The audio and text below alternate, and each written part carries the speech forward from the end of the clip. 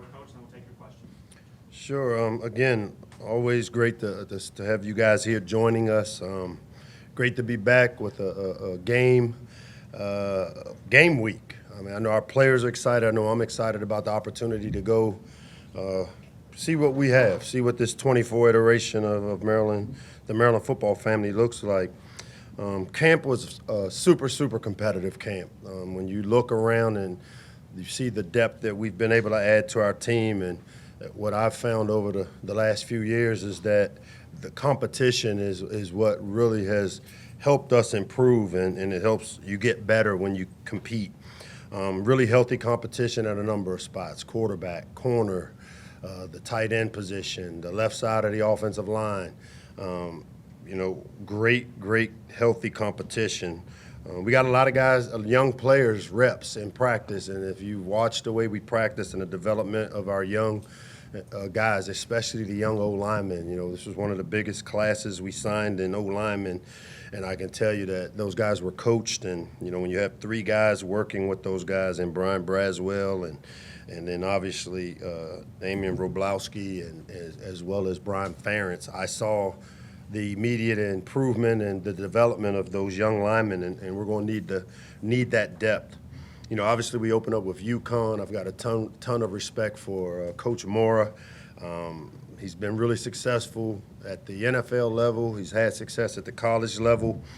He's done a pretty good job. You look at how they finished last year with 2 wins at the end of the year to get momentum going into this year, very similar to how we finished our season. We get a chance to be back inside the shell. As you guys know, I really love having an opportunity to play at home. I think as our program has grown and as we've developed the championship mentality and habits, I've seen our fans try to do the same, and I expect and hope that we're able to fill the shell. I know myself and some of our game captains had an opportunity to speak to our incoming freshman class this Saturday, and we got a small taste of what the energy is like, and I can tell you the class of 28 did a tremendous job Saturday night with how they responded, and I'm excited to see, as we work to get better as a football program, the challenges for our fans and our supporters to work to be better at supporting the program, and I see it. I saw it in the freshmen that reported here Saturday. But what I really hope is that this entire area can get behind this team. We need it. We need the entire area to support Maryland athletics, to support Maryland football. I know today is our fall sports, press conference, media day. And so we need this area to get behind. When the governor came, he talked about 6 million people behind our programs, and not just football, but all the fall sports that have opened up or are opening up this week. We've waited 8 months for 12 weeks of a season. We've worked hard for 8 months to get 12 guaranteed opportunities to play, and I've seen total buy-in from our players. Total buy-in. When you talk about a player-led team, there's no doubt in my mind that what I have seen and what I've told you is really what's happening, and I'm excited that now we get the opportunity to show what this team is all about, and it starts Saturday. Our game captains going into this game, Ruben Hippolyte, Rob Smith, and Roman Hemby. All 3 guys have really been a major part in what this program has become in their own special ways, and I'm excited for them to lead us against UConn on Saturday. So with that, I'll open it up to questions about the quarterback.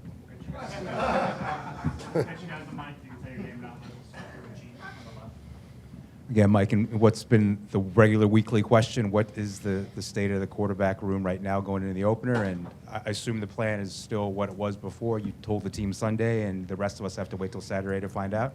Yeah. What I've learned from this quarterback competition, that we've got a room full of guys that we can win with, that we've recruited the right guys to the room. The 3 guys that have competed for the position during fall camp, I come out of the meeting Sunday, I met with all 3 together. I come out of the meeting with a really strong confidence that we'll have the ability to win with all 3. Obviously, we're not going to get 3 quarterbacks ready. We can't. That's not the nature of how you build a team and how you develop it. It gives us no competitive advantage to name it publicly. They know who it is. We're preparing the way we typically prepare, where our starter gets a good portion, lion's share of the reps, and then we get a number 2 guy ready, and then the third guy gets a lot of visual reps and is up. And I can tell you, there's no doubt in my mind that I can win with all 3. And they all competed. We got better collectively, and I'm excited, with the starter. Our team is going to get behind the starter, rally behind that guy. The guy doesn't have to win the game for us. What we've got to do is play to the standard, practice and prepare to our standard, and I feel good about the quarterback room as a whole. How much different is the thought process going into a season with a different quarterback after having Leah here for 4 years and accomplishing what he did? Yeah, it's been a luxury to have Talia Tungavalo in our program, and like I said, he kind of set the standard and the foundation for how you prepare as a quarterback. He's put a solid foundation in place to where I think all 3 of these guys have benefited from how we prepare, how we practice, how we develop, because I've seen them all really, really improve their games from the 8 months that they've been here working, and it was a healthy competition, and like I said, we leave out of it feeling really good about what we've been able to get accomplished in the QB room. Afternoon, Mike. Dave, what's up? Not much. Regardless of who plays What happened quarterback, to your eye, man? you should see the other guy. Whoa. Don't mess with the bull. You get the horns. Hey, man, be careful, man. Don't put your hands on people, You know, Dave. regardless of who is your starting quarterback, he's got to stay upright. What with your offensive line? What gives you cause for confidence that the 5 guys or the 10 guys, the whole will be greater than the sum of its parts? Yeah, we got 2 deep 10 guys. We've got a smattering of some true freshmen in that 2 deep that have earned the right to be in it. We've expedited the growth of some of these guys. I mean, really, when you look at the job that we've been able to get done over the last 3 weeks, now we got to go play. But when you look at the competition of the front 7 on defense, which is one of the strengths of our team, and the way we've come along up front on the O-line, we're going to have some growing pains, but I feel good that we've got the right guys in the right places, and what we've got to do now is get the continuity and get those guys playing, together. When you have a quarterback competition, the one negative is you don't have a consistent voice in the huddle or on the sideline, and they've all kind of had to adapt as those 3 guys have competed. And now that we've got the consistent voice in there, I expect you'll see the O-line kind of gel and get better with each game. And up front is the toughest and the longest to develop players, and we've done everything based on the resources that we've been given to be able to try to expedite how we develop our guys up front. Kind of following up on Dave the Boxer's question. You've won 23 games in the last 3 years, 7, 8, and 8, three bowls. Is there a specific part of the team that you can point to where there's improvement that gives you confidence that you can get to that next level that you talked about in your opening press conference before the season began? Yeah, it starts with playing good defense. Been a part of championship teams, whether it's national championships, conference championships. In this league, you got to win up front, and we knew that. The way we've constructed our team over the last 5 years, it's been how do we get depth up front on the D-line, how do we develop the depth to get through a tough Big Ten schedule on the O-line. And, everybody knows we got skill. We've had receivers, DBs, speed. Very few teams in our league, have the ability to recruit the speed that we have in this area. And where we've struggled is getting the big guys. And I think anybody that's seen us practice says, hey, we kind of look like a Big Ten team now. We've got length and size on the O-line and D-line. Now, it does take 3 years typically to grow an offensive lineman to be able to play and be productive in this league, just like we've been able to do on defense. The gradual, incremental development of our defense has shown. Offensively, we were a little ahead of schedule because we had a quarterback that had the ability to make plays, and we always recruited skill. Our coaches did a really good job of doing what the players are capable of getting executed. Well, now the comfort level is that our defense is salty. A lot of veteran players that have played a lot of football. we still got to go play it. This is like Christmas for me to open up Saturday against UConn and really see who we are. And we got to play the game to see who we are and start the chess match of making the moves and the adjustments we need to make to get the program to continue to move forward. Hey, Coach. Sam Jane, Diamond. Sam, what's up? How we doing? Last year, you guys forced a lot of turnovers on defense. I think you're like second in the Big Ten in interceptions. What on that side of the ball do you kind of want to carry over from last year, and where are you looking to improve on the defensive unit? Well, I think it starts with stopping the run. Anytime you stop the run, and that's been a big emphasis for us to take the next step on offense, we got to rush the ball better. We know we can line up on 1st and 10, possession pass, RPO, get the ball in space. We know how to do that. But there comes a time where you're going to have to get in the phone booth with a tough guy, stand toe-to-toe and fight him. And in the Big Ten, it typically happens as the weather changes. And so we want to develop a mentality of stopping the run and being able to run the ball while also still creating the explosives that it takes to win on offense while limiting on defense. So what I'd like to see us do, to answer your question on the defensive side, continue to tackle the way we've tackled the ball, because most big plays start with missed tackles, and then the next starts with the missed assignments, making sure everybody's on the same page and not giving up the explosives. We did that pretty well a year ago, and we need to continue that trend. Hey, Coach. Pete Gilbert from BAL. Good to see Pete, you. what's up, man? Roman Hemby, from the time he got on the field here, he's been an impactful, impressive player. Now in his 3rd year, where have you seen him grow, and how has he gotten better from even that time where he was special when he got here? Yeah, you know what? Even more than what you talked about Roman Hemby on the football field, Roman Hemby is the real deal as a person, man. Kudos to his mom and dad, the job they've done.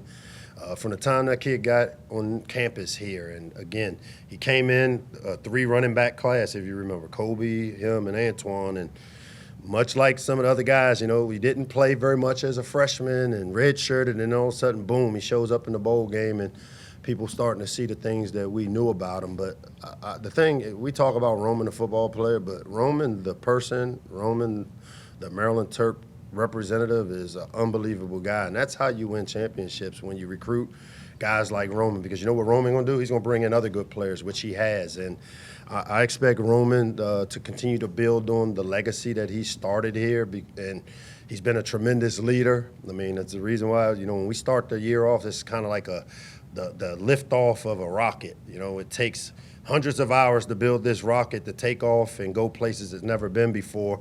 A lot of people play roles. Not everybody gets to make the trip up, but they all play a role in it. And so this is kind of liftoff, and we were able to do it because of players like Roman Hemby. Coach, you kind of led with this in your opening here. We know how important the X's and O's are and the Johnnies and Joes that are in your program, but why is it important to your program that the students and that the community come out here and feel the shell for your team? You trying to push my buttons, aren't you? Come on, man. We need them. We really do. I've said this before, and again, I'm not going to be the dead horse, but we've tried to do our part as a team to recruit the right kids, to build this program. My bosses, Damon and Colleen, have given me the resources. We've navigated COVID. We've navigated NIL, transfer portal, and we've done our part, or have tried to do our part to the liking. Well, to take the program to a championship level, we got to have championship level support, fans, people coming in. There's no reason in this area that there's a Saturday family-friendly environment. It should be a block party. Like all the local kids, whether the youth football programs that play on Saturday morning, they should be here supporting the Terps. We're the flagship university. We're the marketing arm for the state.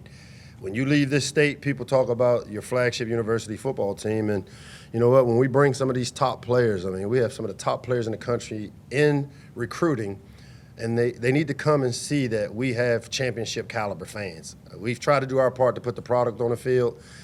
We got to do our part by, winning. Sure, win some big games, Locke. Shut your mouth and win some games. I get it. But it'll be a lot easier to win some games and shut my mouth if I can keep the top players here, because we got fans in the stands early, staying late, rabid fans that don't care, win, lose, or draw. They love their Terps. I know I love my Terps, and I know our Terps love representing the state of Maryland. Hey, Coach. Hey, what's up, big dog? So since you've been head coach, the team is 14-1 against non-conference opponents, including 12 straight wins against them. So I was wondering what has gone into the success that you guys have had in non-conference play. I mean, our standard, how we practice, good players that believe in each other and believe in us as coaches, the support staff, getting through a tough training camp, and we practice the right way, our training room staff, getting our players healthy, the former coaches and players that have worked here that have gone on and maybe doing different things or better things. There's been a lot that has gone into it, the support that I get from, administration, and to win is a culmination of good habits coming together, and we've had good habits in the non-conference. We're building, and we've looked at what we've got to do to kind of compete for all three parts of our season, the beginning, the middle, and the finish, and feel good about this team because of the player-led culture that they've created. These guys want to win, and they want to win now. Hey, Mike, how's it George, going? what's up? G. Herbo. Good to see you. And since the beginning of camp to now, is there a position group you can identify or players you can identify that have made the biggest improvement since when you started practice at the beginning of August to this point? Yeah, I would say I think it's the O-line. Just because when you look and see, I think how many true freshmen we got in the two deep up front? 2, 3? Yeah, and then we got some on defense, but I have seen, that young O-line, when you watch them work, and I've seen them work, like those guys kind of get it, and they kind of got like a little bit of a edge to them, and that's what you need in this league. I keep going back to, there's going to come a time where you're going to have to line up and go toe-to-toe and get in the phone booth with a tough guy and maybe have to take a couple punches, and you have to give a couple.